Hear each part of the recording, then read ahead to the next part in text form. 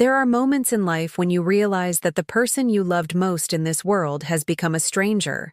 Not the kind of stranger you pass on the street and forget immediately, but the kind that haunts you because you still remember every detail of who they used to be, the weight of their tiny body in your arms, the sound of their first laugh, the way their small hand fit perfectly in yours.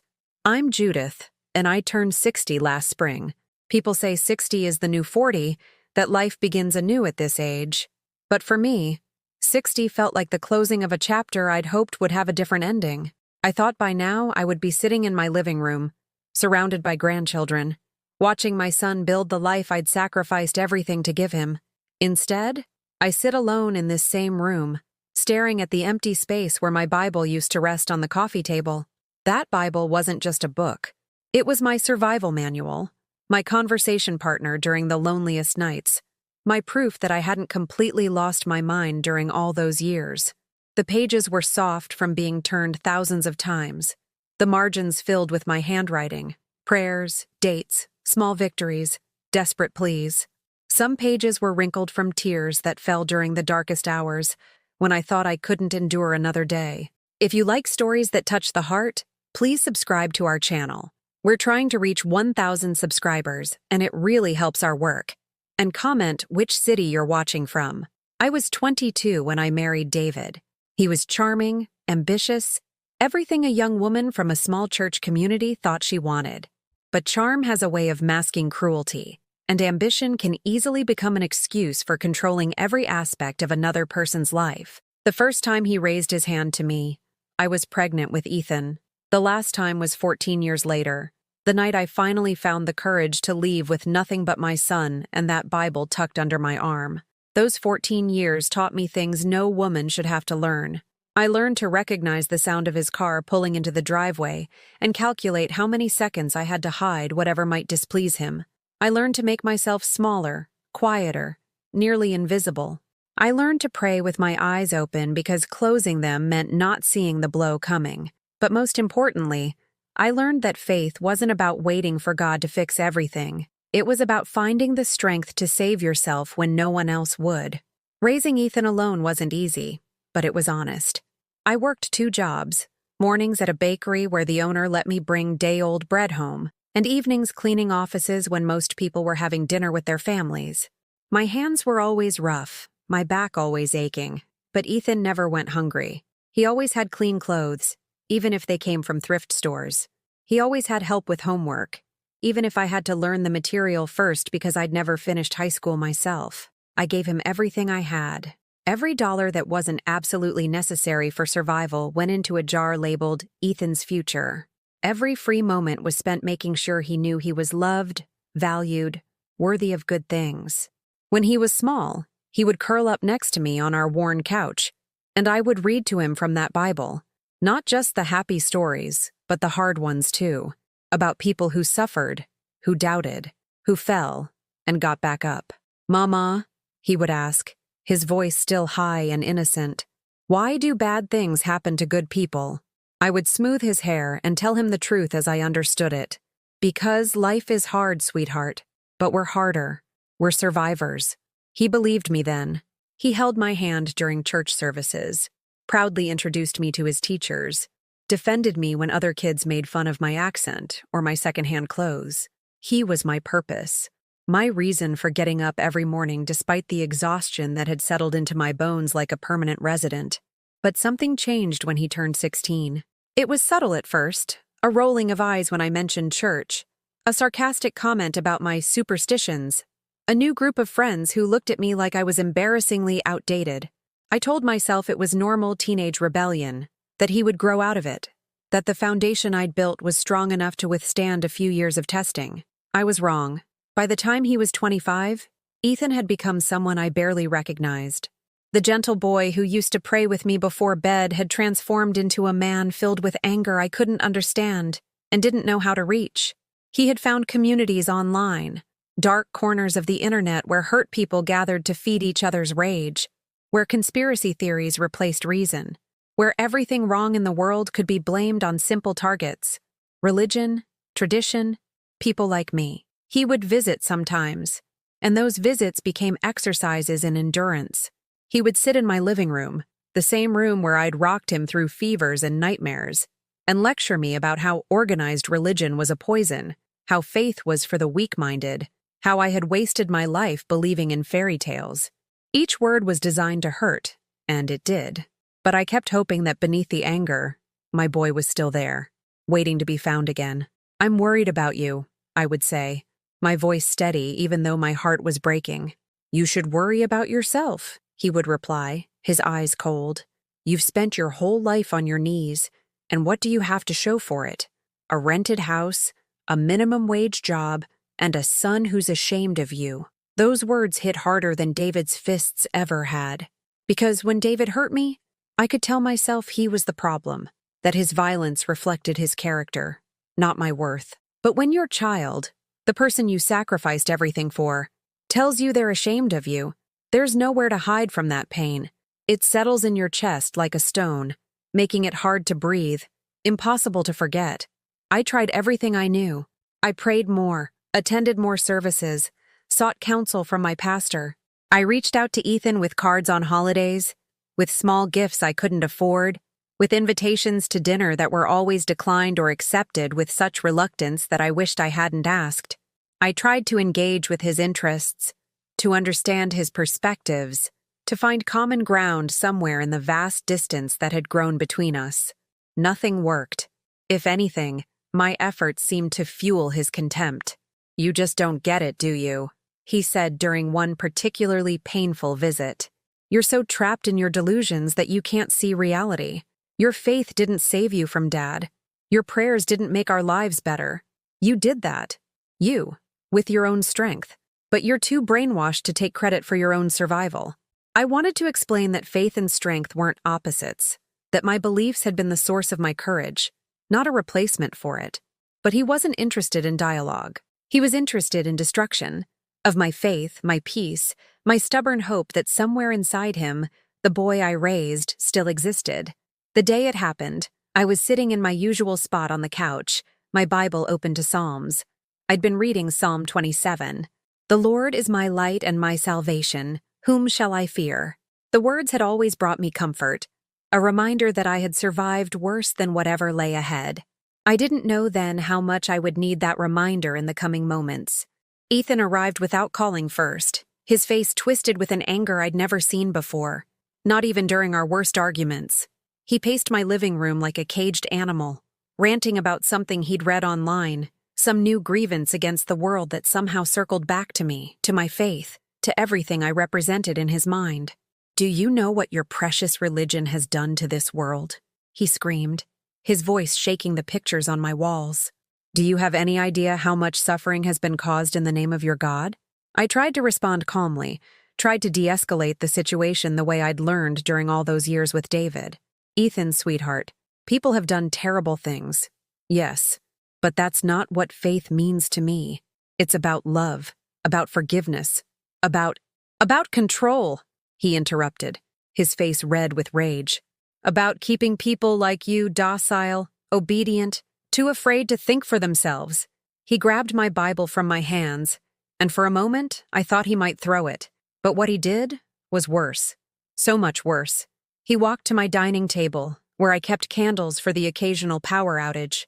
His hands were shaking as he lit one, and I watched, frozen, as he held my Bible, with its worn cover and tear-stained pages, with every prayer I'd ever whispered in desperation, over the flame.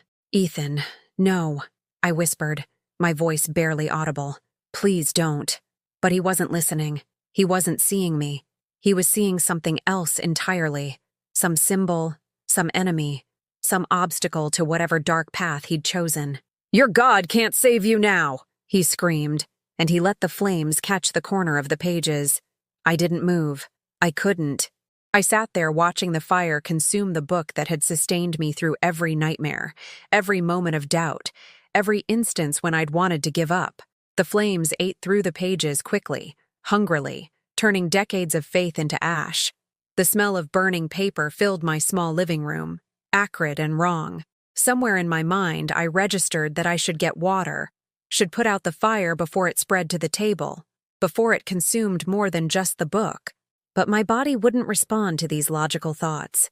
I was paralyzed by a grief so profound it felt physical, like something vital was being torn from inside my chest.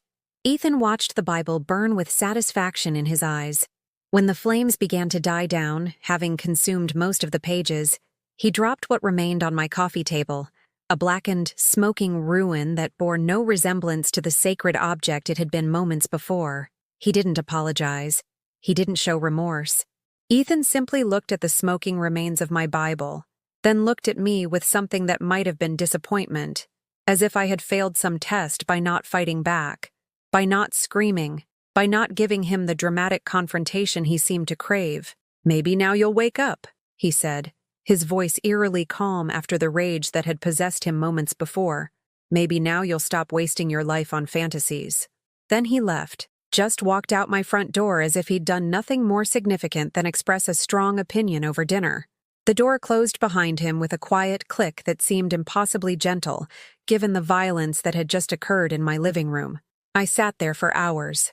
The sun moved across my walls, casting different shadows as afternoon turned to evening. My neighbors came home from work, their car doors slamming, their voices calling out greetings to each other. Somewhere down the street, children were playing, their laughter carrying through my open windows. Life continued, indifferent to the fact that mine had just shattered into pieces I wasn't sure could ever be reassembled. The ashes of my Bible sat on the coffee table, a gray-black pile that still held the shape of the book it had been. I couldn't bring myself to clean it up. To sweep those ashes into a trash bag would feel like a final betrayal, an admission that what had happened was real and irreversible. So I left them there, a memorial to something precious that had been destroyed.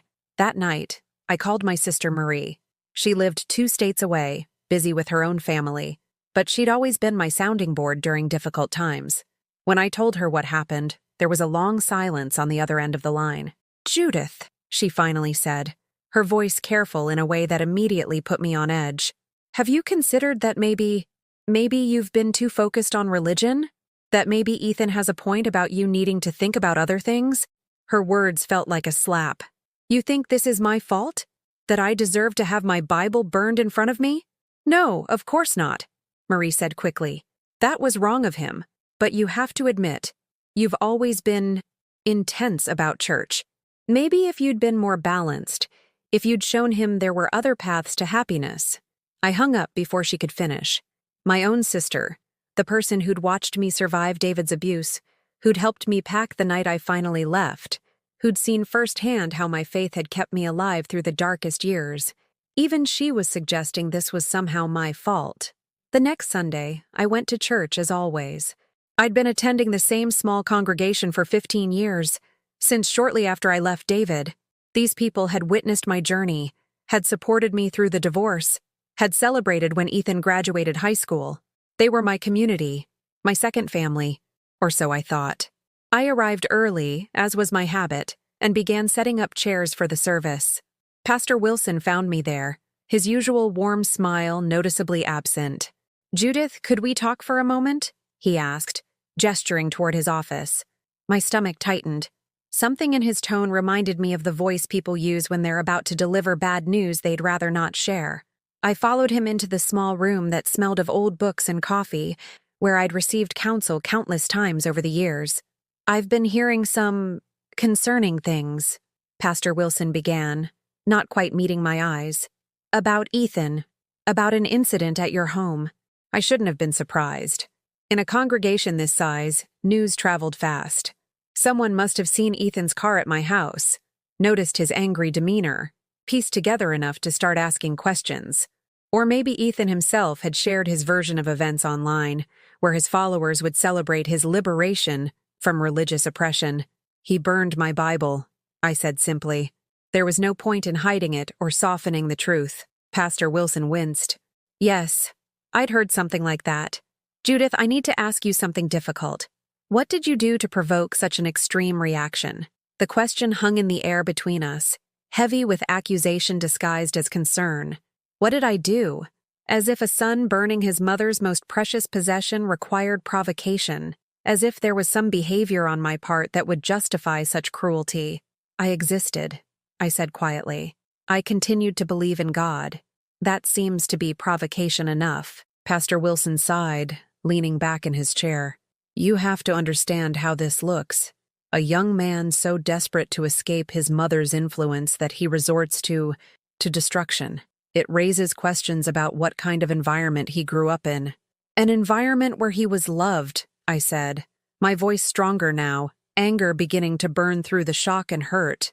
Where he was fed, clothed, educated. Where he was taught to be kind, to think critically, to make his own choices. And yet he's made the choice to reject everything you stand for, Pastor Wilson pointed out. Perhaps it would be best if you took some time away from church, just until this situation settles down. People are talking, and it's becoming a distraction from our mission. I stared at him, unable to process what I was hearing. After 15 years of faithful attendance, of volunteering for every committee, of bringing meals to sick members and babysitting for young parents who needed a break, I was being asked to leave because my son's mental illness and rage made other people uncomfortable. You're asking me not to come to church? I clarified, needing to hear him say it explicitly. Just temporarily, he said, as if that made it better. Until Ethan gets the help he needs and people stop speculating about what happened in your home. I stood up slowly, my legs unsteady beneath me. Pastor Wilson, with all due respect, this church has been my sanctuary. When I had nowhere else to turn, when I was at my lowest, this community welcomed me. And now you're turning me away because my pain makes you uncomfortable? It's not about comfort, Judith. It's about protecting the church's reputation. We can't have people thinking we support the kind of parenting that leads to such rebellion, the kind of parenting. As if loving your child, sacrificing everything for them, trying your best with limited resources and no support, as if all of that could be reduced to a kind of parenting that produces rebels and Bible burners.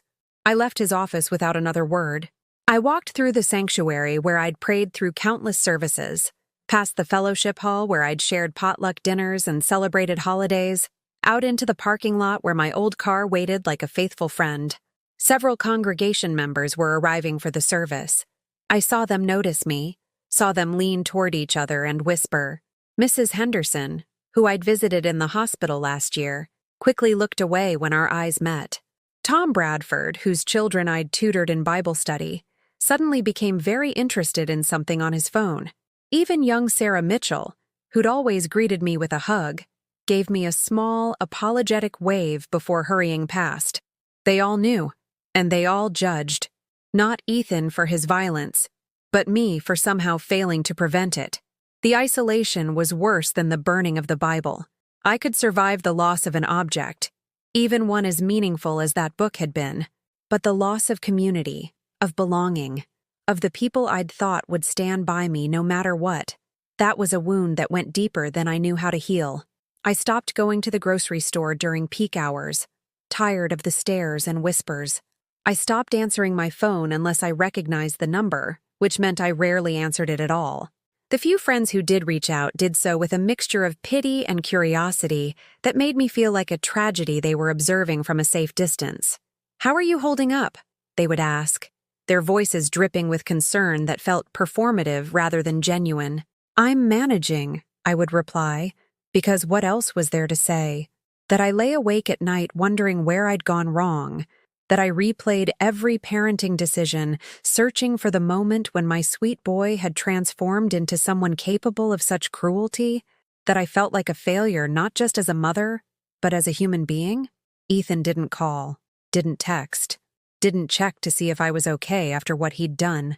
His social media, which I still checked despite knowing it would only hurt me, was full of posts about liberation from toxic influences, about breaking free from indoctrination, about the courage it takes to reject family when they refuse to evolve. His followers celebrated him, called him brave, praised him for taking a stand.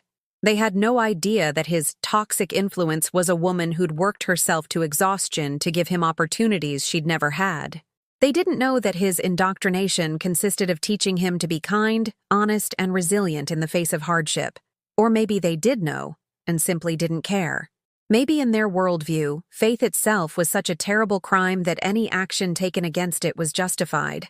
even burning your mother's most precious possession while she watched. 3 weeks after the burning, I received a letter from Ethan. Not an apology. I'd stopped hoping for that. It was a formal notification, written in the cold language of someone establishing legal boundaries, informing me that he was cutting off all contact, that I was not to call, text, email, or attempt to visit him, that any violation of these boundaries would result in legal action. My son, the boy I'd given birth to in a hospital room with no one to hold my hand because David was too busy to attend. The child I'd rocked through colic and teething, who I'd walked to his first day of school, who I'd cheered for at every small achievement, he was legally prohibiting me from being his mother. I held that letter in my trembling hands and felt something inside me crack. Not break. Breaking would have been cleaner, more final. This was a crack, the kind that runs through glass but doesn't shatter it immediately. You can still see through the glass, still use it, but you know it's fundamentally damaged, that any additional pressure might cause it to collapse completely. The legal language felt deliberately cruel. Cease and desist from all contact. As if my motherly love was harassment. As if my decades of sacrifice were stalking. As if the very bond that had defined my existence for 33 years could be dissolved with official-sounding words on expensive letterhead. I tried to understand his perspective. I really did. Late at night, when sleep refused to come and my mind spun in endless circles, I would attempt to see myself through his eyes. Maybe I had been too focused on faith. Maybe I had failed to expose him to enough diverse viewpoints. Maybe my own trauma from David had somehow damaged Ethan in ways I couldn't see. But then I would remember the little boy who used to climb into my lap when he was scared, who trusted me to chase away monsters both real and imagined. I would remember the teenager who, despite his growing independence, still sometimes sought my advice about friends and school and the confusing process of becoming an adult. I would remember that I had loved him the best way I knew how, with every resource I possessed, emotional and otherwise. And I would realize that understanding his perspective didn't require accepting his cruelty as justified. I tried to rebuild some semblance of normalcy. I still had my job at the bakery, though the early morning hours felt even more brutal now that I had no reason to hurry home afterward. Mrs. Chen, my boss, was kind in her quiet way.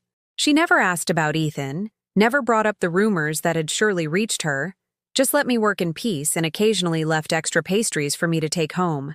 "You look thin," she would say, packaging up day-old croissants and muffins. "Take these. They'll just go to waste otherwise."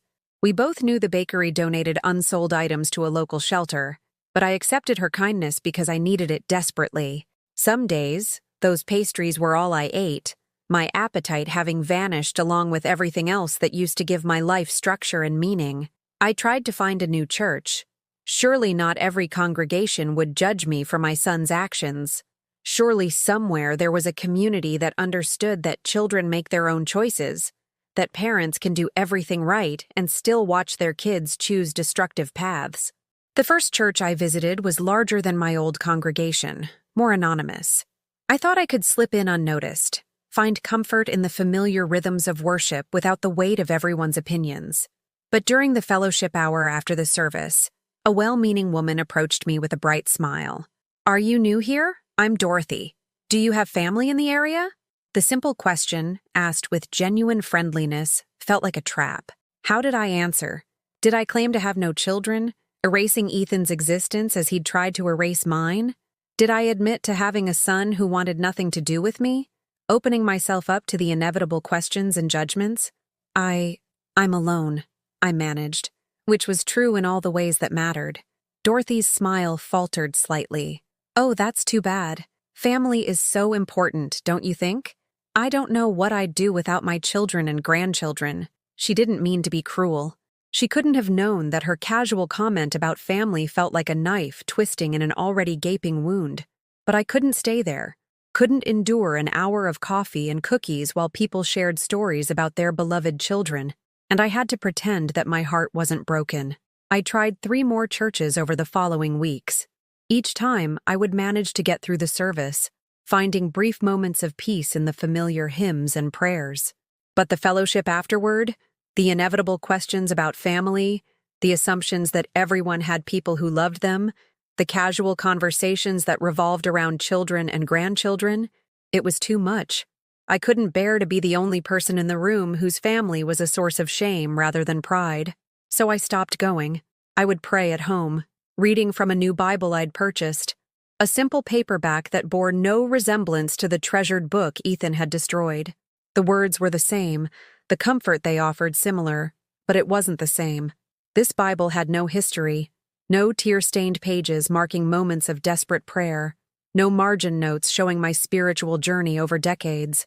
It was like trying to replace a beloved friend with a stranger who happened to have the same name. Technically functional, but missing everything that had made the relationship meaningful. I saw Ethan once during this period, though he didn't see me. I was at the grocery store, pushing my cart through the produce section, when I spotted him 2 aisles over. My heart lurched at the sight of him, still my son, still the person I'd loved longer and more deeply than anyone else in my life. He was with a woman I didn't recognize, someone young and pretty who laughed at something he said. He looked happy, relaxed, nothing like the rage-filled person who had stood in my living room burning my Bible. For a moment, I felt a surge of hope. Maybe this woman was good for him. Maybe she was helping him heal from whatever pain drove his anger. Then I heard what they were saying as I moved closer, pretending to examine apples while my entire focus was on my son's conversation. My mother was impossible, Ethan was saying, his tone casual, as if discussing something mildly annoying rather than describing me, the person who'd raised him alone. Religious fanatic. Couldn't have a normal conversation without her bringing up God or trying to save my soul. The woman made a sympathetic noise. That must have been so hard for you. How did you deal with it? Ethan shrugged. I finally just cut her off completely. Best decision I ever made. I feel lighter, you know? Like I shed this weight I'd been carrying my whole life. I was the weight. My love, my sacrifice, my years of working multiple jobs to provide for him. I was a burden he'd shed like an old coat that no longer fit. The apples blurred before my eyes as tears threatened to fall. I should have left, should have abandoned my cart and fled before he saw me, before I had to endure the humiliation of having my son pretend I didn't exist. But I couldn't move. I stood there, frozen, clutching a Granny Smith apple so tightly I felt it bruise beneath my fingers. Ethan turned, and our eyes met. For just a second, I saw something flicker across his face. Recognition. Maybe even a flash of the boy he used to be. But it vanished so quickly I might have imagined it. His expression went blank, then cold. He took the woman's arm and steered her toward a different section of the store, not even acknowledging my presence. I was invisible. After 33 years of being the most important person in his life, the one constant presence through every change and challenge, I had been reduced to nothing. Less than a stranger, because strangers at least get a polite nod of acknowledgement. That night, I looked at myself in the bathroom mirror and barely recognized the woman staring back. When had I gotten so old? The lines around my eyes had deepened into crevices. My hair, which I'd always kept neatly colored, now showed gray roots I didn't have the energy or money to cover. My clothes hung on a frame that had grown thin from stress and irregular eating. I looked like exactly what I was. A woman who'd been broken by life and wasn't sure how to put herself back together. The loneliness was crushing. I would go days without speaking to another person beyond transactional conversations. Hello. Thank you. Have a nice day. My phone, which used to ring with calls from Ethan, from church friends, from my sister, now sat silent on my kitchen counter, a monument to my isolation. I tried to fill my days with purpose. I volunteered at a literacy center, teaching adults to read. I told myself I was making a difference, that these students needed me even if my own son didn't. But even there, I felt like an outsider. The other volunteers would chat during breaks about their families, showing pictures of children and grandchildren on their phones. Judith, do you have kids? Someone would inevitably ask. And I would have to decide in that moment how much of my shame to reveal. Sometimes I would lie and say no, hating myself for denying Ethan's existence but unable to bear the pity that came with the truth. Other times I would admit to having a son, but claim we were not in touch right now. A phrase that suggested a temporary disagreement rather than a permanent severing of ties enforced by legal threat. Either way, I felt like a fraud, like I was living a half-life, present physically but absent in all the ways that mattered. I started having dreams about the burning. In them, I would relive that moment over and over, but with variations. Sometimes I would try to grab the Bible from Ethan's hands, but my arms wouldn't work. Sometimes I would scream at him to stop, but no sound would come out. Sometimes I would manage to save the Bible, only to watch Ethan disappear, fading away like smoke until nothing remained but the echo of his voice saying, "Your God can't save you now." I would wake from these dreams gasping, my heart racing, my nightshirt soaked with sweat. And in those disoriented moments between sleep and waking, I would reach for the comfort of prayer, only to realize that even that had been tainted. How could I pray to a God who had allowed this to happen? How could I find comfort in faith when that very faith was the thing my son hated most about me? But then morning would come, and with it the stubborn insistence on survival that had carried me through David's abuse and single motherhood, and every other hardship I'd faced. I wasn't ready to give up. Not yet. Maybe not ever. Because giving up would mean Ethan was right. That my faith had been a weakness. That my love had been wasted. That my entire life had been a mistake. The seasons changed, but I barely noticed.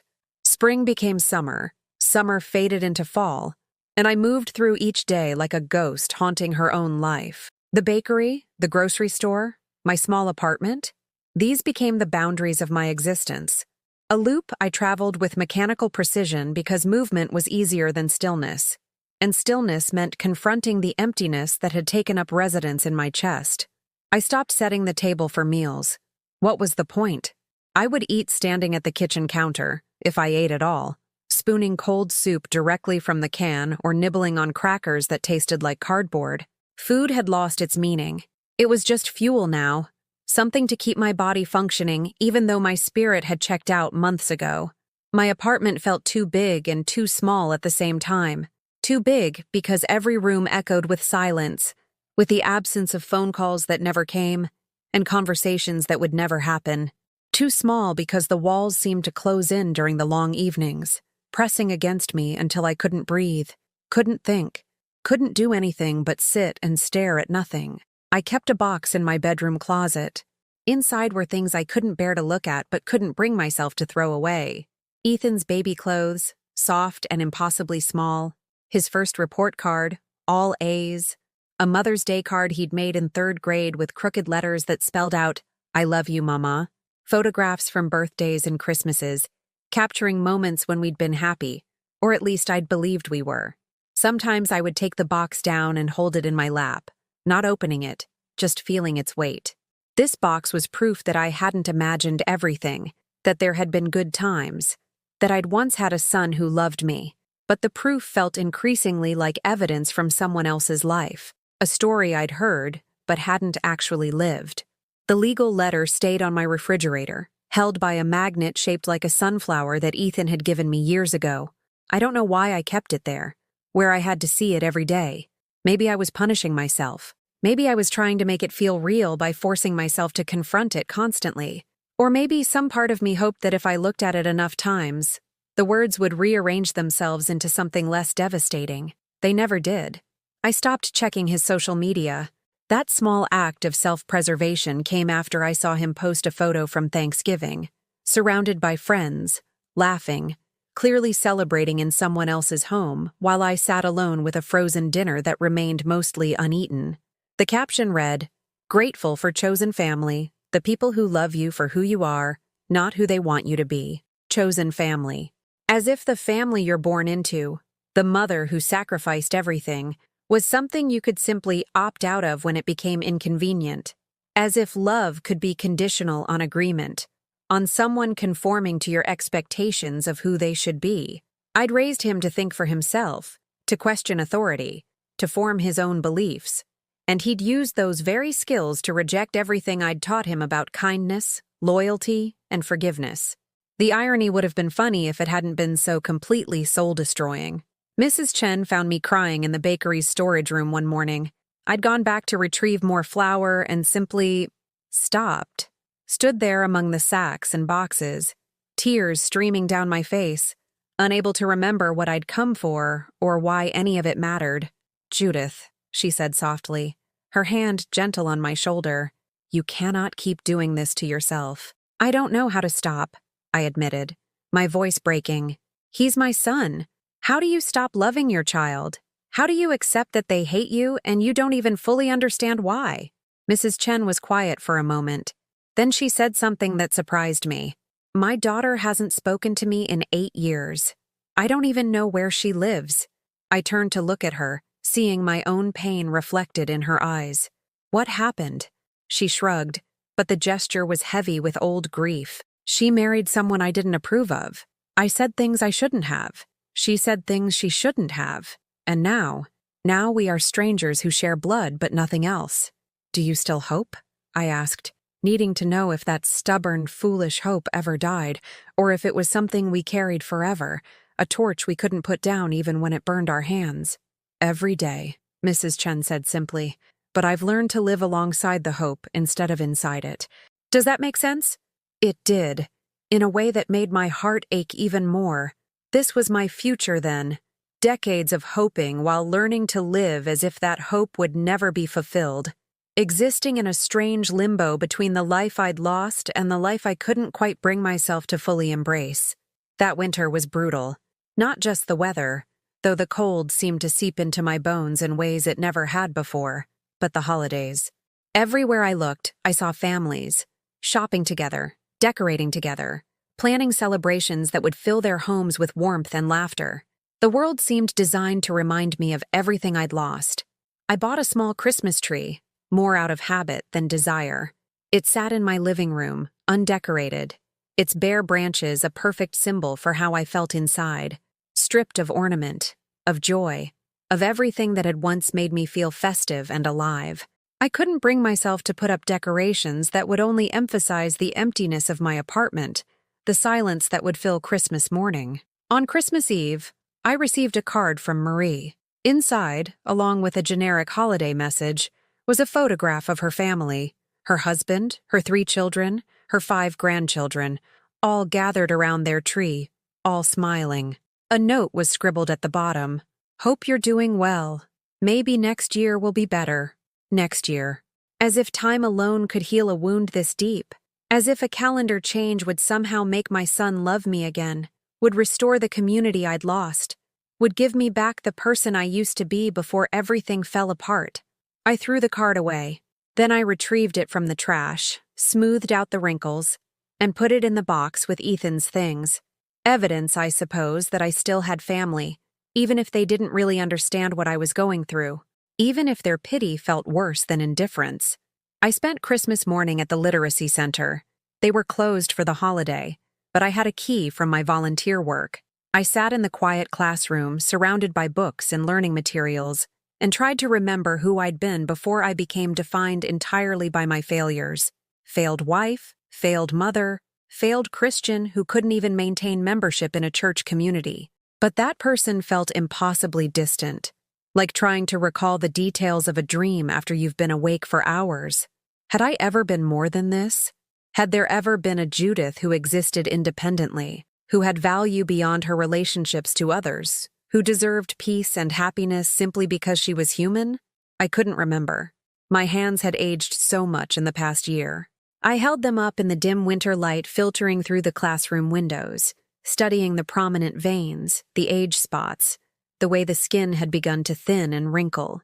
These were the hands that had held Ethan when he was born, that had worked themselves raw to provide for him, that had folded in prayer countless times asking for wisdom and strength to raise him right. What had it all been for? The question sat heavy in my mind, unanswerable. Or perhaps the answer was simply too painful to acknowledge, that sometimes your best isn't good enough. Sometimes you can love with everything you have and still end up alone. Sometimes the story doesn't have a happy ending, no matter how much you believe it should. I thought about giving up, not on life necessarily, but on hope, on the stubborn belief that things would get better, that Ethan would come around, that my suffering had some purpose or meaning. What if I just accepted this as my reality? Stopped waiting for change and learned to exist in this diminished state? But even as I considered it, something in me resisted. It wasn't hope, exactly. Hope seemed too bright a word for the dim flicker I felt. It was more like refusal. A stubborn unwillingness to let the story end here, in this empty classroom, on this holiday meant for joy and celebration. I'd survived David. I'd survived poverty and loneliness and the judgment of people who should have known better. I'd survived every blow that life had landed. And somehow, despite everything, I was still here, still breathing, still capable of feeling, even if most of what I felt was pain. That had to count for something. It had to. As I sat there in the silence, something caught my eye. A student's essay left on one of the desks. The handwriting was shaky, clearly from someone still learning to write. The spelling was imperfect, the grammar rough, but the content made my breath catch. "My teacher Judith is patient," it read. "She never makes me feel dumb. She says everyone learns different speeds. She says I am brave for trying. Before I met her, I thought I was too old to learn. Now I am reading books. I am 67 years old and I am reading books. Thank you, Judith." I clutched the paper to my chest, tears streaming down my face. This student, whose name I recognized as Margaret, a woman who came to class with such determination despite her fear, she saw value in me. She had been touched by my presence in a way that mattered. Maybe I'd failed as a mother. Maybe my son would never forgive me for the crime of loving God and trying to live by my faith. Maybe I would spend the rest of my life alone, without the family I'd dreamed of having. But I wasn't worthless. I wasn't without purpose. I still had something to give, even if it was only patience and encouragement to adults learning to read. It wasn't enough to erase the pain. It wasn't enough to fill the Ethan-shaped hole in my heart. But it was something, a small light in the darkness. A reminder that even in my brokenness, I could still matter to someone. I folded Margaret's essay carefully and tucked it in my purse. Then I stood up, straightened my shoulders, and walked out of that classroom into the cold Christmas morning. I didn't know what came next. I didn't know if I would ever heal from this, if the ache would ever fade to something bearable. But I knew one thing with sudden clarity. I wasn't done yet. Whatever came next, I would face it. Because that's what survivors do. We keep going, even when we don't know where we're going or why. Something shifted in me after that Christmas morning. Not dramatically. There were no lightning bolts of revelation, no sudden transformations. But like ice beginning to thaw after a long winter, I felt the first subtle movements of change deep within myself. I started paying attention differently, not to what I'd lost, but to what remained. Not to the voices that told me I'd failed, but to the quiet evidence that I still had value, still had purpose, still had something to offer the world. Margaret's essay stayed in my purse, and I would touch it sometimes like a talisman, a reminder that my life could still make a difference even if not in the ways I'd once imagined. At the Literacy Center, I began to truly see my students, not as a distraction from my pain, but as people whose courage and determination deserved my full attention. There was Robert, a 72-year-old man who'd hidden his illiteracy his entire life, developing elaborate coping strategies to survive in a world designed for readers. He would memorize the shapes of words on signs, learn to recognize logos, ask trusted friends to help him with important documents while pretending he'd just forgotten his reading glasses. "I'm tired of pretending," he told me during one of our sessions. "I want to read the Bible myself. I want to know what it actually says, not just what people tell me it says." His words struck something deep in me. How often had I simply accepted what others told me about myself, about my worth, about what my son's rejection meant? How often had I let other people's interpretations shape my understanding of my own story? I started reading again, really reading. Not just the paperback Bible I'd bought to replace the one Ethan burned, but books about resilience, about trauma, about parents who'd lost children to estrangement. I learned that I wasn't alone, that thousands of parents experienced the same inexplicable rejection, the same confusion about what they'd done wrong, the same grief that society didn't quite acknowledge because the loss was ambiguous. The child still alive but gone nonetheless. One book, written by a therapist who specialized in family estrangement, included a phrase that stopped me cold. Sometimes children reject their parents not because of what the parents did, but because of what the children cannot face in themselves. I read that sentence over and over, letting it settle into the wounded places in my heart. What if Ethan's rage wasn't really about my faith? What if it was about something else entirely? His own pain, his own struggles, his own inability to reconcile the person he wanted to be with the person he actually was. I thought about his childhood, about the years with David. Ethan had been young when we left, only 6 years old, but not too young to remember, not too young to have been affected by the violence he witnessed, the fear that permeated our home. I'd tried so hard to shield him, to protect him from the worst of it. But what child could live in that environment and emerge unscathed? Maybe my faith wasn't the problem. Maybe it was just the most visible target, the easiest thing to blame when the real issues were too painful to confront. This realization didn't excuse what he'd done, didn't make the burning of my Bible acceptable, didn't justify the cruelty of his rejection. But it helped me understand that his actions were about him, not me, that I could have been a perfect mother, whatever that meant, and he still might have needed someone to blame for the pain he carried. I started keeping a journal. Nothing elaborate, just a simple notebook where I wrote down thoughts that seemed worth preserving. At first, the entries were filled with pain, with questions that had no answers. But gradually, they began to change. Today, I helped Robert sound out his first complete sentence from the Bible, I wrote one evening. He chose John 3:16. When he got to the end, he looked up at me with tears in his eyes and said, "I did it. Such a small thing, but it felt enormous." Margaret brought her granddaughter to class today, another entry read. She wanted to show her what she was learning, the pride on that little girl's face. She kept saying, "My grandma is so smart." It reminded me that we never stop mattering to someone, even if not to the people we most want to matter to. I started attending a support group for parents of estranged children. The first meeting was held in a church basement. Ironically, the same denomination that had asked me to leave, and I almost didn't go in, but I forced myself to walk down those stairs, to join the circle of folding chairs where other parents sat with the same haunted look I saw in my own mirror. Their stories were different from mine in the details, but achingly similar in the pain. A father whose daughter blamed him for her mother's death, even though cancer had taken his wife and devastated him just as much. A mother whose son had joined a cult that demanded he cut off all contact with negative influences.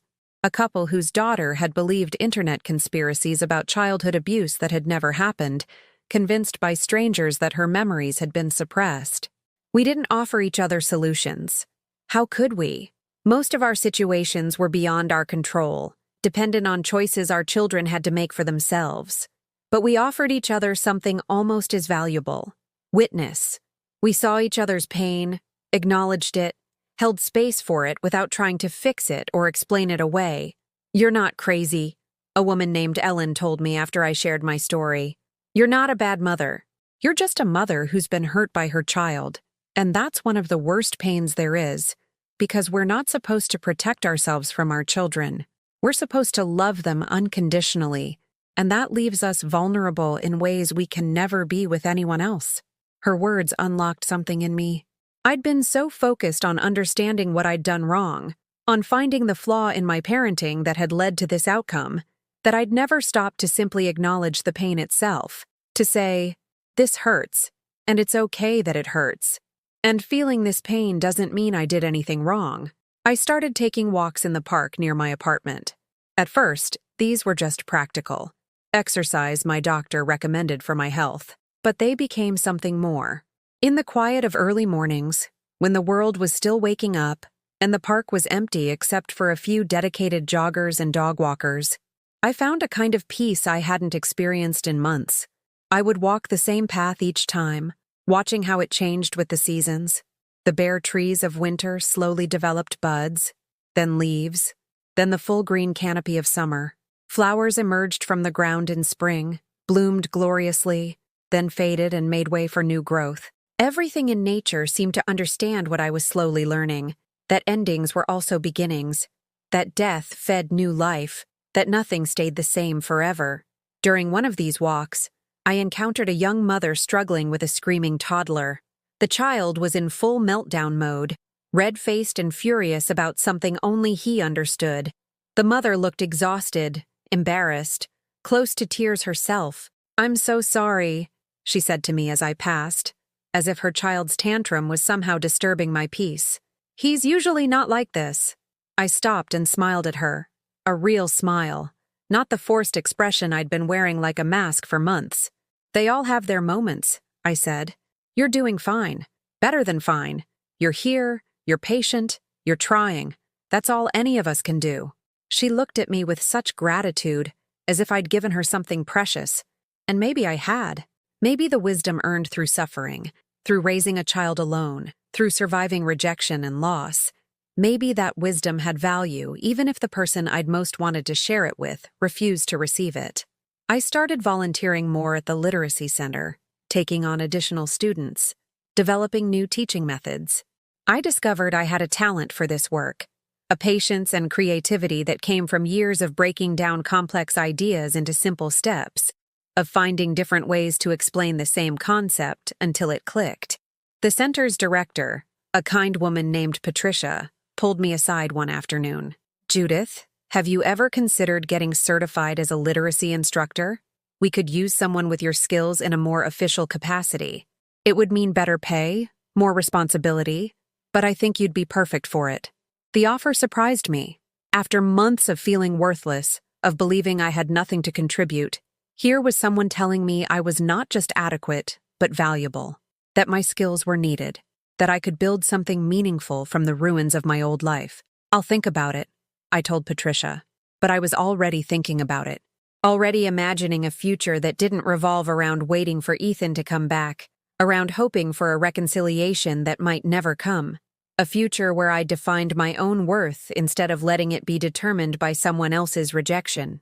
That night, I looked at the legal letter still hanging on my refrigerator.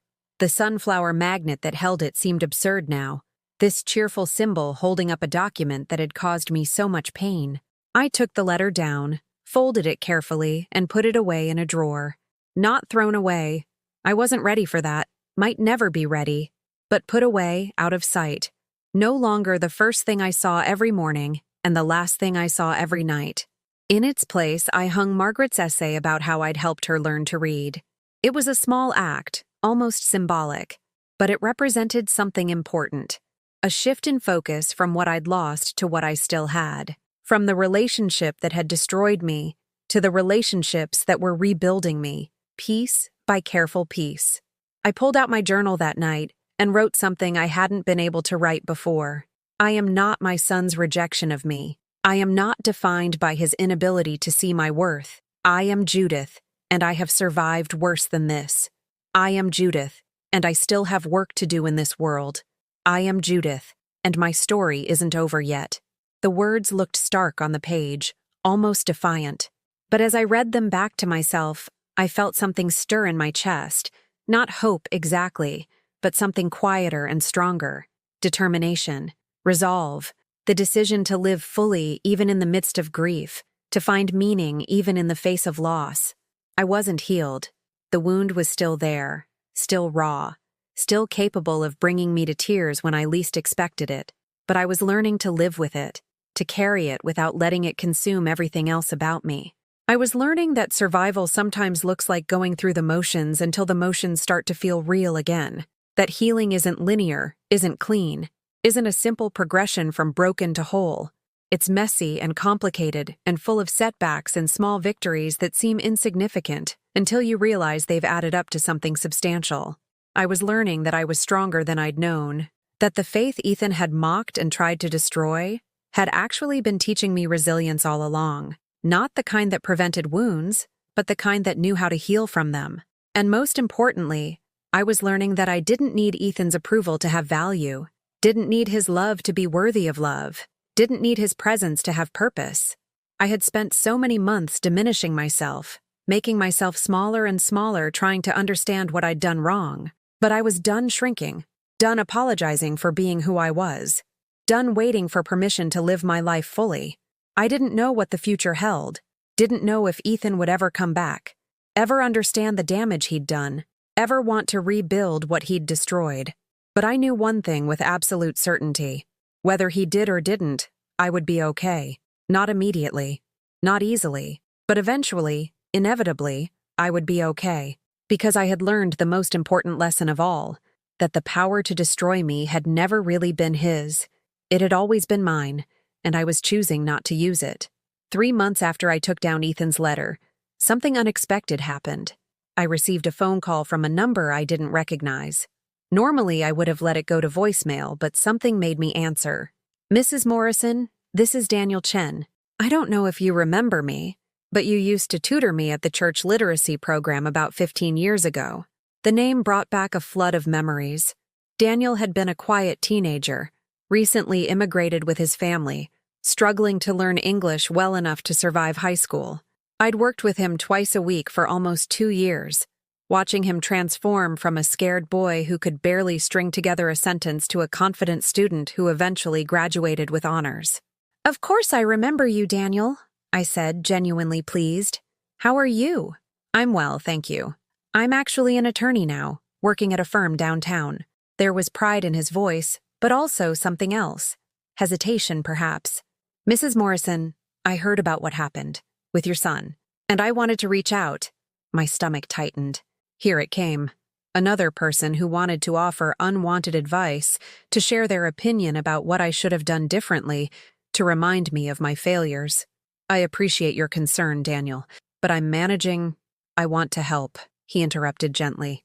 "Not with reconciliation. I understand that's not my place, but there are legal aspects to your situation that you might not be aware of. The joint property, the threats in that cease and desist letter, the way he cleaned out your shared assets. I'd like to review your situation, if you'll let me. Pro bono." I was silent for a moment, processing this unexpected offer. "Why would you do that?" "Because you changed my life," Daniel said simply. "You stayed late when I needed extra help. You never made me feel stupid when I confused words or couldn't pronounce things correctly. You believed in me when I didn't believe in myself. Let me return the favor." We met the following week at a small coffee shop. My choice, because I wasn't ready to sit in an official law office. Wasn't ready to make this feel too formal or permanent. Daniel arrived with a briefcase, looking every bit the successful professional. But his smile was the same one I remembered from the awkward teenager who used to struggle through reading assignments. He spread papers across the table between us, documents I'd signed without fully understanding them, records of financial decisions I'd trusted Ryan to handle, evidence of a marriage that had left me vulnerable in ways I hadn't realized. "Your husband removed you from the mortgage without your knowledge," Daniel explained, pointing to a document. "He used your initial contribution to the down payment, but then refinanced in his name only. Legally, that's questionable. You may have a claim to part of the home's equity." I stared at the papers, understanding dawning slowly. All those years, I'd thought we were building something together, but Ryan had been building something for himself, using my money and my trust as foundation stones he could later kick away. "There's more," Daniel continued. "The joint savings account he drained. He can't simply take all of that without compensating you for your contributions." "And this cease and desist letter from Ethan? It's intimidating, but it's not actually legally binding in the way he's presenting it. You have a right to attempt contact. He has a right to not respond, but he can't legally prevent you from trying." As Daniel talked, I felt something shift inside me. Not anger exactly, though there was some of that. More like clarity. For so long, I'd accepted other people's versions of reality. Ryan's claims about finances, Ethan's accusations about my faith, the church's judgment about my parenting. But reality, it turned out, was more complex than their narrative suggested. "I don't want to fight Ethan," I said carefully. "I don't want to force contact he doesn't want." "I understand," Daniel said, "but you should understand your rights, even if you choose not to exercise them. Knowledge is power, Mrs. Morrison, and you deserve to know the truth about your situation." Over the following weeks, Daniel worked quietly on my behalf. He didn't do anything dramatic or aggressive. He simply gathered information, documented facts, built a clear picture of my legal standing. He discovered that Ryan owed me nearly $40,000 in home equity and shared savings. He found evidence that the mortgage refinancing had been done improperly, without proper notification.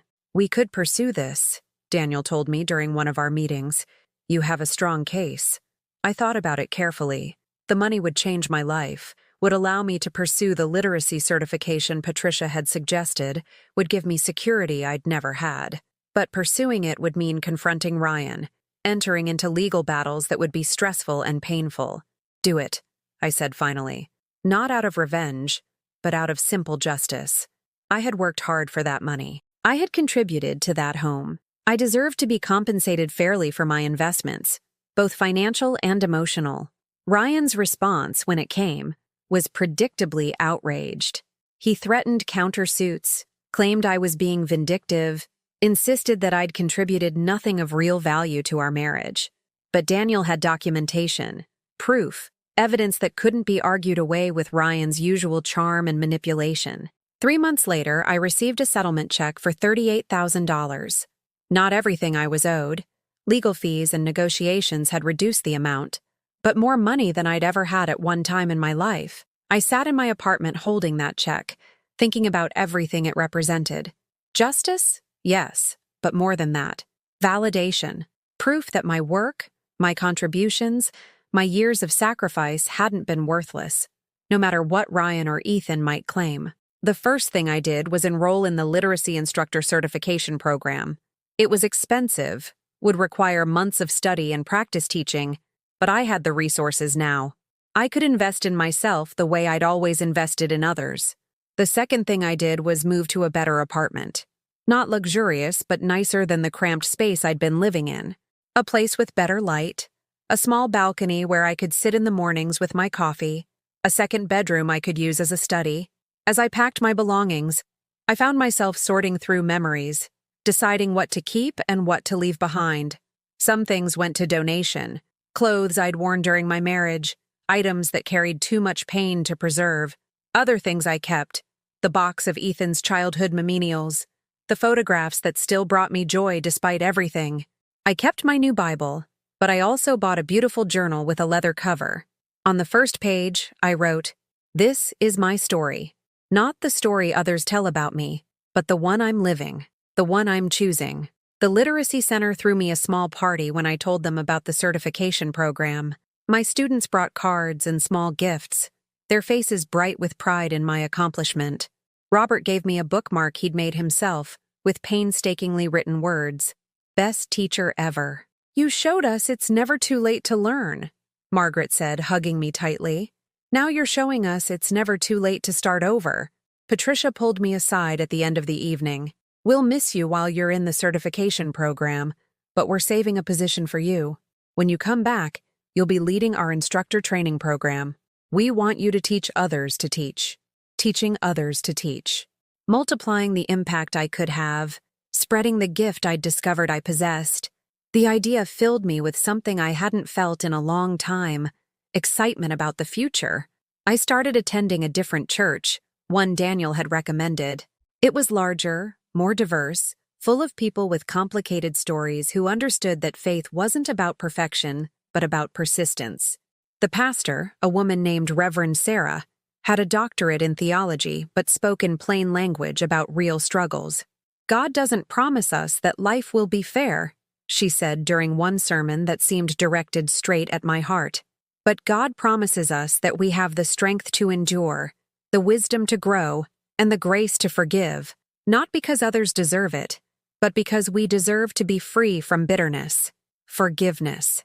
I was working on it slowly, not for Ethan's sake, but for my own. Not forgiveness that excused what he'd done or pretended it hadn't hurt, but forgiveness that released me from the prison of resentment, that allowed me to acknowledge the pain without being consumed by it.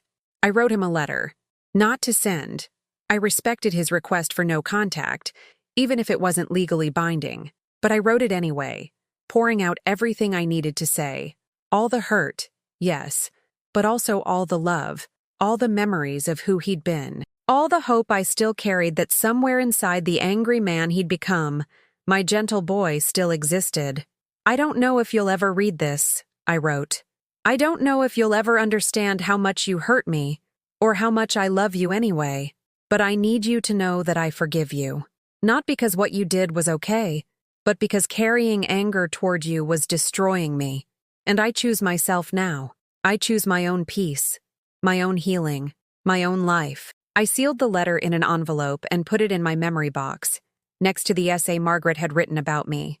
Maybe someday I would give it to him. Maybe not.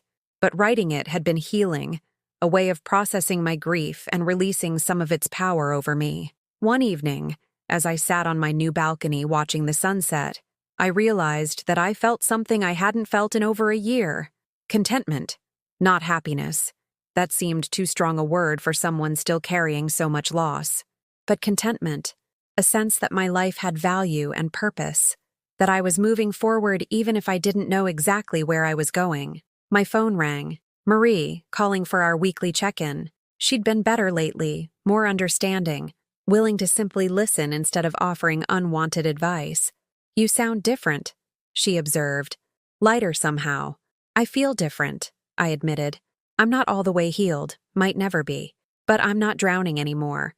I'm learning to swim." "I'm proud of you," Marie said. And this time, the words didn't feel patronizing. They felt genuine, sisterly, the kind of support I'd needed all along. After we hung up, I sat in the gathering darkness, feeling the evening breeze on my face. Somewhere in the city, Ethan was living his life, probably not thinking about me at all. Somewhere, Ryan was enjoying the success he'd built partially on my labor, probably convinced he deserved everything he had. But I wasn't thinking about them. Not really. I was thinking about my students, about the certification program starting next month, about the new life I was building from the ruins of the old one. I was thinking about how strength sometimes looks like surrender. Surrendering the need to control other people's choices. Surrendering the fantasy of how things should have been. Surrendering the bitterness that felt justified but was ultimately poisonous. I was thinking about how I'd survived. Not just survived, I was starting to thrive. And deep down, in a place I barely acknowledged even to myself, I knew something was coming. Some confrontation, some moment of truth. I could feel it the way you feel a storm approaching, the pressure changing in the air. But I wasn't afraid anymore. Whatever came next, I would be ready. Because I had learned the most important lesson of all. My worth wasn't dependent on anyone else's recognition. My value wasn't determined by anyone else's love. I was enough, all by myself. And that knowledge was armor no one could penetrate, power no one could take away. The storm was coming. But I had weathered worse, and I would weather this too. The call came on a Tuesday morning, 6 months after I'd started my certification program.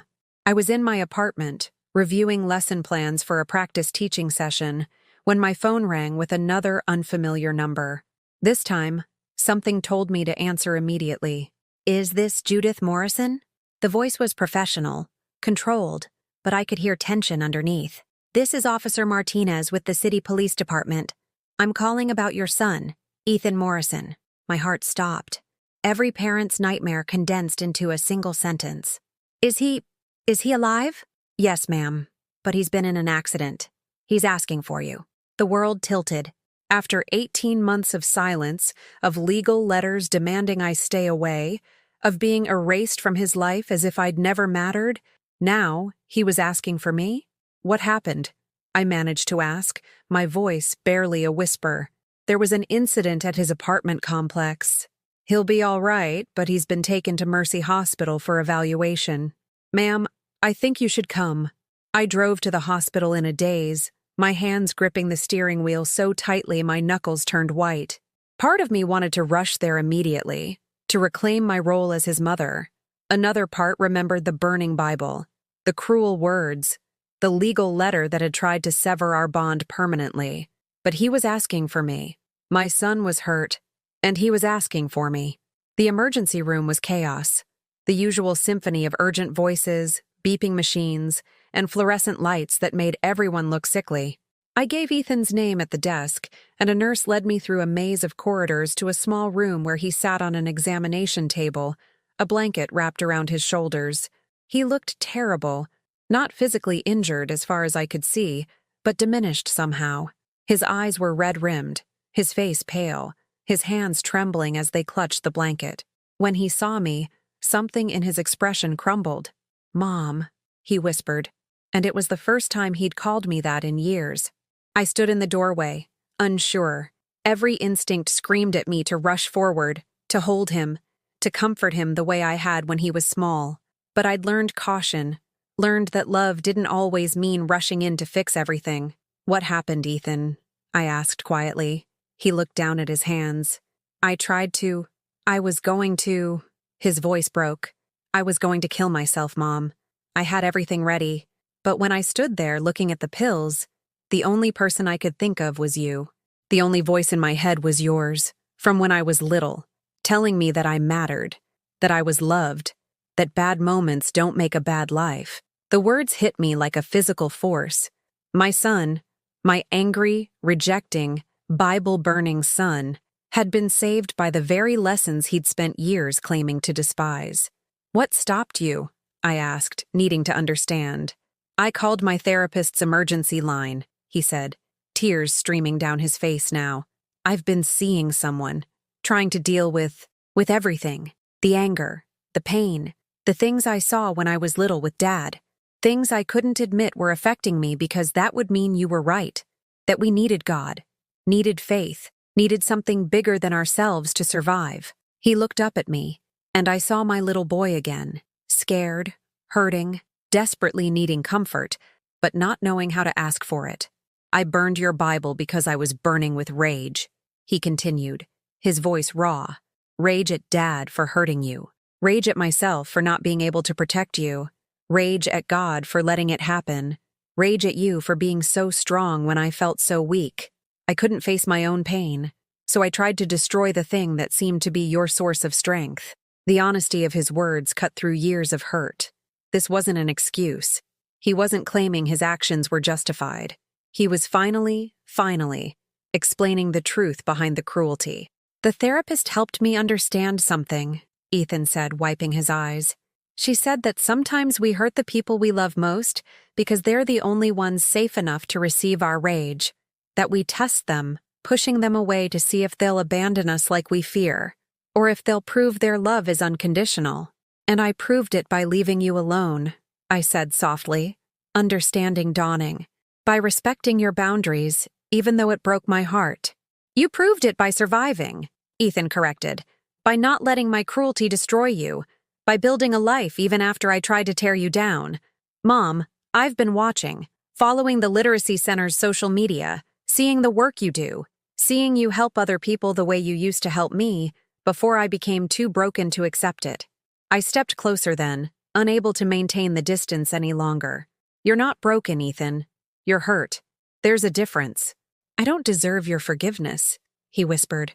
"No," I agreed and saw him flinch. "You don't deserve it. Forgiveness isn't about deserving. It's about choosing freedom over bitterness, healing over revenge, hope over despair. I forgave you months ago, not because you earned it, but because I needed to be free." The nurse appeared in the doorway. "The psychiatrist will want to evaluate him before discharge. It might be a few hours." "I'll stay," I said immediately, then looked at Ethan. "If you want me to, please," he said, his voice breaking on the word, "please stay." Those hours in the hospital were strange. Not comfortable, but not entirely uncomfortable either. We didn't talk about everything. Some wounds were too fresh, some conversations too big for a single day. But we talked. Ethan told me about the online communities he'd joined, how they'd fed his anger instead of helping him heal. How every conspiracy theory, every anti-religion rant, every bitter word had been a way of avoiding the real issue. His own unprocessed trauma from childhood. "I blamed you for staying with Dad as long as you did," he admitted. "I blamed your faith for making you think you had to endure his abuse. But my therapist helped me see that your faith is what gave you the strength to finally leave, that without it, we might never have escaped." I told him about my own journey, the support group, the literacy certification, the settlement from Ryan. I told him about learning to rebuild my life without him, about finding purpose even in the midst of grief. "I'm proud of you," he said quietly. "I know I have no right to be after everything, but I am." "You have every right," I replied. "You're my son. That hasn't changed, even when everything else did." The psychiatrist eventually cleared Ethan for discharge with the requirement that he continue therapy and attend outpatient support groups. As we walked out of the hospital together, Ethan stopped suddenly. "I need to tell you something," he said. I still have questions. About faith, about God, about everything you believe. I'm not ready to just accept it all, to pretend the last 2 years didn't happen. I don't expect you to, I said honestly. I don't need you to share my faith, Ethan. I need you to find your own path, your own truth. I just want you to be healthy and whole, whatever that looks like for you. Can we try again? Slowly? His voice was hesitant, afraid of rejection. I thought about it carefully. This wasn't a fairy tale where everything was instantly fixed. There would be setbacks, difficult conversations, moments when the old hurt resurfaced. But looking at my son, really seeing him broken and honest and trying, I knew what my answer had to be. Yes, I said, slowly, with boundaries and honesty, with therapy for both of us probably. But yes, we can try. 3 weeks later, something remarkable happened. Daniel called with news that made my heart race. Mrs. Morrison, there's going to be an event at the community center. The mayor's office is recognizing outstanding volunteer work in the city. The Literacy Center nominated you for an award. An award? For what? For your work with adult learners. For your dedication to helping people who've been overlooked by traditional education. It's a significant honor, Judith. The ceremony is next month. You'll need to prepare a brief speech. I almost declined. Public recognition had never been my goal. But Patricia from the Literacy Center called too, her voice excited. This is important, Judith. Not just for you, but for our students. It shows the community that this work matters, that the people we serve matter. Please say yes. So I agreed. And I spent the next few weeks preparing, not just a speech, but trying to articulate what this work meant to me, how helping others learn had helped me heal. Ethan called a few days before the ceremony. We'd been talking weekly, carefully rebuilding trust, learning to be honest with each other in ways we never had before. Mom, can I come? To your award ceremony? I was silent for a moment, surprised. You want to? I want to see you honored for the incredible person you are. I want to start making things right. If you'll let me. Of course you can come, I said, my voice thick with emotion. I'd love to have you there. The day of the ceremony, I stood in front of my mirror, smoothing down the simple blue dress I'd bought for the occasion. I looked different than I had 18 months ago. Older, yes, but also stronger. The grief had carved lines in my face, but they were accompanied by new lines from smiling at my students, from laughing with new friends, from choosing joy even in the midst of pain. I picked up my new Bible, the one that had gradually accumulated its own margin notes and meaningful passages. On impulse, I tucked the letter I'd written to Ethan, the one I'd never sent, inside its pages. Maybe tonight I would give it to him, maybe not. But having it with me felt right. As I prepared to leave, I caught sight of Margaret's essay, still hanging on my refrigerator. My teacher, Judith, is patient. She never makes me feel dumb. I had survived. More than that, I had grown. The woman Ethan had tried to destroy had been transformed into someone stronger, more resilient, more certain of her own worth. Tonight, I would be honored not for being a perfect mother, I'd never been that, but for being exactly who I was. A woman who'd survived abuse and betrayal, who'd rebuilt her life from ashes, who'd turned her pain into purpose. And my son would be there to witness it. Not because I needed his validation, but because he needed to see that love, real, unconditional love, never truly dies. It just transforms, adapts, finds new ways to express itself. The woman who'd sat frozen while her Bible burned had discovered that faith couldn't be destroyed by fire. It lived in actions, in choices, in the quiet decision to keep loving, keep growing, keep believing that tomorrow could be better than today. I grabbed my purse, took one last look in the mirror, and headed out the door. Whatever happened tonight, I was ready, because I finally understood that I'd never needed anyone else's approval to be worthy. I'd been worthy all along. The community center was filled with people when I arrived. My students were there, Margaret, Robert, and dozens of others whose lives I'd touched without fully realizing it. Patricia greeted me with a warm hug, her eyes bright with pride. Daniel stood near the back with his family, giving me a thumbs up when our eyes met. And there, in the third row, sat Ethan, alone, looking nervous, but there. My heart swelled at the sight of him. Not because his presence validated me. I'd learned I didn't need that anymore. But because it showed courage. It takes strength to face the people you've hurt. To show up when you're not sure you'll be welcomed. To risk rejection for the possibility of redemption. The ceremony began with several other awards. Teachers, healthcare workers, volunteers who'd given thousands of hours to various causes. Each story was inspiring, reminding me that I wasn't alone in choosing service over bitterness, purpose over despair. Then Patricia took the stage to introduce me. 15 years ago, Judith Morrison walked into our literacy center as a volunteer, she began. She had no formal teaching credentials, no fancy degrees. What she had was patience, kindness, and an unshakable belief that every person deserves the chance to learn, to grow, to become who they're meant to be. I felt my cheeks flush as Patricia continued, describing my work with students, my dedication even through personal hardship, my impact on the community. She mentioned the certification I'd recently completed, the instructor training program I would soon lead.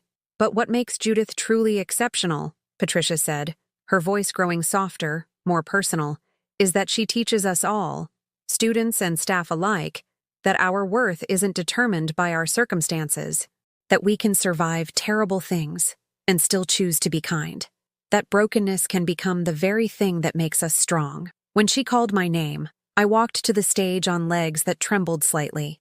I accepted the plaque, a beautiful piece of glass etched with words about service and dedication, and turned to face the audience. I'd prepared a speech, had practiced it dozens of times, but standing there, looking out at faces I'd come to love, at students who'd trusted me with their vulnerabilities, at my son who'd hurt me and was now trying to heal, the prepared words felt inadequate. 2 years ago, I began, my voice steady despite my racing heart. I lost almost everything: my marriage, my church community, my relationship with my son, my sense of who I was and what my life meant. I sat in an empty house and wondered if there was any point in continuing, if a life could have meaning when everything you'd built had been destroyed. I saw Ethan shift in his seat, saw the pain cross his face, but I also saw him stay, saw him choose to hear this, to face what he'd been part of. But I learned something important during those dark months. I learned that we're not defined by what happens to us, but by how we respond. That losing everything can be terrifying or it can be liberating. The choice is ours. That starting over isn't a punishment, it's a privilege. Margaret was crying now, dabbing at her eyes with a tissue. Robert nodded, understanding in his weathered face. The students I've had the honor of teaching have taught me far more than I've taught them. They've shown me that it's never too late to learn, to grow, to become something new. That courage isn't the absence of fear but the decision to try anyway. That admitting you don't know something is the first step toward wisdom. I paused, gathering my thoughts, finding the words for what I most needed to say. I won't stand here and tell you that everything happens for a reason, because I don't believe that. I don't believe God wanted me to suffer, wanted my son to break my heart, wanted me to experience the kind of loss that nearly destroyed me. But I do believe that we can find meaning even in suffering, can create purpose from pain, can transform our wounds into wisdom that helps others heal. The room was silent, everyone listening with the kind of attention that felt sacred. Tonight, you're honoring me for teaching people to read. But what I've really been teaching, what I've learned to teach, is that we all have value, regardless of our circumstances, that we all deserve dignity, respect, and the chance to write our own stories, that the narratives others create about us don't have to be the truth we live. I looked directly at Ethan then, letting him see the love in my eyes, but also the strength. I've learned to forgive without forgetting, to love without losing myself, to offer second chances without abandoning first boundaries. I've learned that the deepest faith isn't about never doubting, but about choosing hope even when doubt seems more reasonable, about believing in possibility when probability suggests otherwise. My voice grew stronger, filled with a conviction born from years of survival. So this award isn't just mine. It belongs to every person who's ever had to rebuild after destruction, to every parent who's loved a child who couldn't love them back, to every person who's been told they're not enough, and chose to prove that lie wrong by simply continuing to exist, to grow, to contribute. I held up the plaque, feeling its weight, both physical and symbolic. This represents what I've learned through the hardest years of my life, that we are not our worst moments. We are not our greatest losses. We are not defined by other people's rejection or acceptance. We are defined by our choice to keep showing up, keep trying, keep believing that our lives can make a difference, even when, especially when, it feels like no one is watching. The applause started slowly, then built until the entire room was standing, but I barely heard it. I was watching Ethan, seeing the tears stream down his face, seeing him mouth the words, "I'm sorry," across the crowd. I nodded, acknowledging his apology but also something more, acknowledging that we'd both survived, both grown, both learned that love is more complicated and more resilient than either of us had understood. After the ceremony, people crowded around to congratulate me. Students hugged me, thanked me, told me stories about how reading had changed their lives. Patricia announced that a scholarship would be established in my name for adult learners pursuing education later in life. But eventually, the crowd thinned, and I found myself face to face with Ethan. "Mom, that was incredible," he said, his voice thick with emotion. "I had no idea. I never understood what you were building while I was trying to tear you down." "You couldn't have understood," I said gently. "You were fighting your own battles. We both were." He reached into his jacket and pulled out something that made my breath catch. A Bible. Not my old one, not the one he'd burned. A new one, but clearly used, with bookmarks and what looked like margin notes. "I've been reading it," he said quietly, "with my therapist, trying to understand what you found in it, what gave you the strength I couldn't find. I'm not where you are. I'm not sure I'll ever be, but I'm trying to understand." I pulled out the letter I'd written, the one I'd carried with me tonight. "I wrote this months ago. I wasn't sure I'd ever give it to you, but I think maybe tonight is the right time." He took it with trembling hands. "Can I read it now?" "If you want." I watched his eyes move across the words I'd poured out during my darkest days. The hurt, the love, the forgiveness I'd chosen for my own sake as much as his. I saw him read about the strength he'd mocked, the faith he'd attacked, the mother he'd tried to erase. I saw him understand, perhaps for the first time, the full weight of what he'd done and the full measure of what had survived. When he finished, he was openly crying. "I don't deserve this. I don't deserve your forgiveness, your love, any of it." "No," I agreed.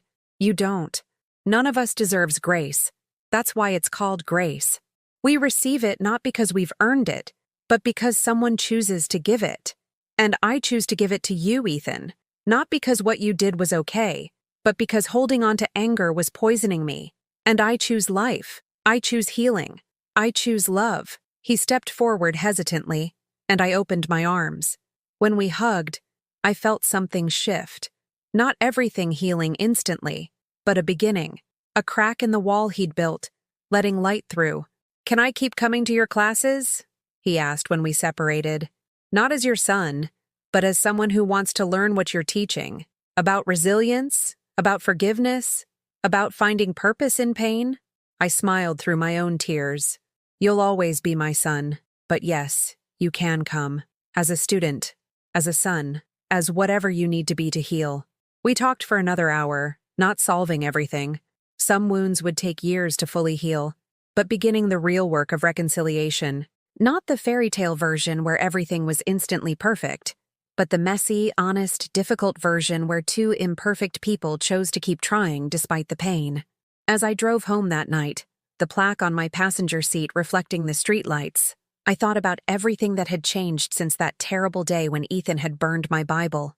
I'd lost so much. My old life, my illusions, my naive belief that love alone could protect us from all harm. But I'd gained something too. I'd gained myself. Not the Judith who'd defined her worth through others' approval, but the Judith who knew her value was inherent, unchangeable, sacred.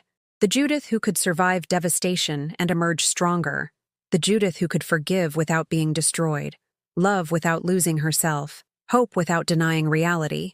I'd learned that faith wasn't about never falling. It was about learning to rise. That strength wasn't about never breaking. It was about knowing how to rebuild. That love wasn't about never being hurt. It was about choosing to love anyway, wisely, but fully. 3 months later, I stood in front of my first instructor training class. 20 aspiring teachers, all wanting to learn how to work with adult learners, all looking at me with expectation and hope. In the back row sat Ethan, notebook open, ready to learn not just about teaching, but about the kind of resilience his mother had spent a lifetime developing. We weren't perfect. Some days were still hard. Some conversations still hurt. But we were honest now, authentic in ways we'd never been before. And slowly, carefully, we were building something new from the ashes of what had been destroyed. I looked out at my students, including my son, and began the lesson. The most important thing I can teach you, I said, my voice clear and strong, is that every person has inherent worth. Your job isn't to give them value. They already have it. Your job is to help them recognize it in themselves, to see their own potential, even when they've been told they have none. Ethan was writing furiously, capturing every word. And the second most important thing, I continued, is that it's never too late. Not to learn, not to grow, not to change, not to heal. The story isn't over until we stop writing it, and every day we wake up is a chance to write a new chapter. As I taught, I felt it. The peace that comes from knowing you've survived the worst and emerged with your soul intact. The quiet joy of purpose discovered through pain. The profound satisfaction of transforming suffering into service. My Bible sat on my desk, no longer just a book, but a symbol of everything I'd learned. That faith survives fire. That love outlasts hate. That hope, when grounded in truth and tempered by wisdom, is the most powerful force in the universe. I had lost everything and found myself, had been broken and become stronger in the broken places, had learned that sometimes the silence screams loudest of all, not the silence of defeat, but the silence of strength, of dignity, of a woman who knows her worth and needs no one's permission to claim it. I looked at Ethan, at my students, at the life I'd built from ruins, and I knew with absolute certainty this was justice, not the dramatic, vengeful kind, but the quiet, complete kind that comes from choosing wholeness over bitterness, growth over stagnation, love over fear. I had survived. More than that, I had prevailed. Not over Ethan or Ryan or anyone else, but over the part of myself that wanted to give up, to surrender to despair, to accept the story others tried to write about me. I had written my own ending, and it was beautiful,